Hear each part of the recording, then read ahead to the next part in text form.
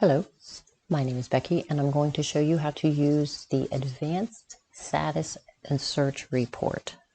So we're going to go into Reports. Well, it's called the Advanced Search and Update Report. So you have a couple of different sections that you need to fill in. What I want to do is change the status on a bunch of claims and add a reminder, maybe a note, maybe generate a letter in bulk. So I can do all of these things to a claim manually, one claim at a time, but I can also run this report and pull all those claims up that I want to change in bulk. So what my goal is to take 37 brand new claims with the status of claim placed for collection and change the status and do some other stuff to these claims. Back to reports, advanced search and update. I'm going to leave it claim enter date. I'm going to change the start date to January 1st, 2020, because I know some of these claims were entered in the year 2020, just don't know exactly when. So I'm going to cover my bases and select the whole year. I'm also going to change the select status type from all to a specific status type. Right now I have exclude a claim status, so I can exclude something, but I want a specific one. So I'm going to select that, and my scroll menu changes. So I'm going to come down here to find claim placed for collection, and then below that I have select my creditors or forwarders, my collectors, the state, and I have a couple of questions. But since I know these claims are brand new, I don't need to really change any of this. If I wanted to select a specific creditor or forwarder, I could, but I don't want to. I want to do all of them because I'm not sure who these are from. So I'm going to include, again, cover my bases, include all of them, include all of my collectors. Well, these are new claims, so they probably aren't assigned yet, so that's something that I can do in bulk. And the debtor state, so I want all of them. I'm going to leave this no because these claims have not been worked on yet, so there are no comments, there is no history, and there is no payment schedule. So I'm going to click View Report. 37 claims came up on my report. So now I can do a lot of things or a number of things with these claims. So I'm going to click my Check All button over here, and it's going to put a check mark in all of these boxes. Then I'm going to click Tools. This is opening my toolbox.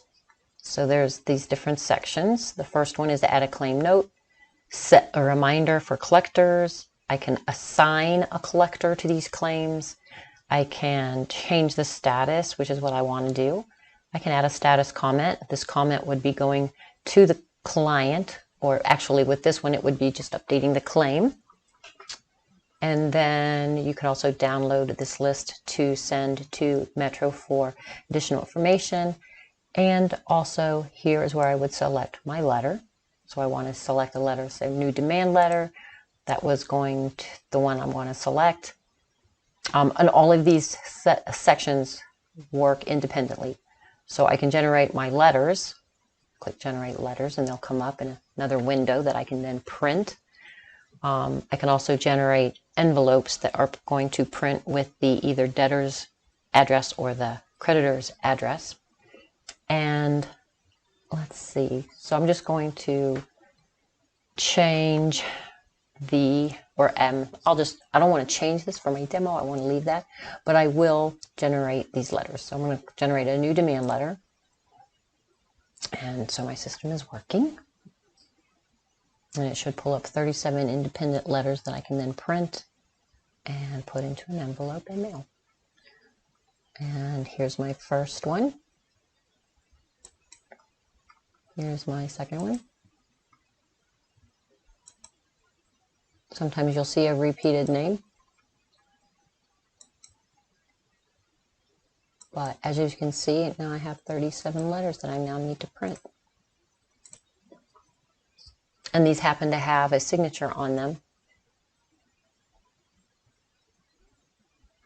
And then I would go and print them. I'm going to cancel this printing. So I still have my letters. I still have my claims here, and I can still do other things with them.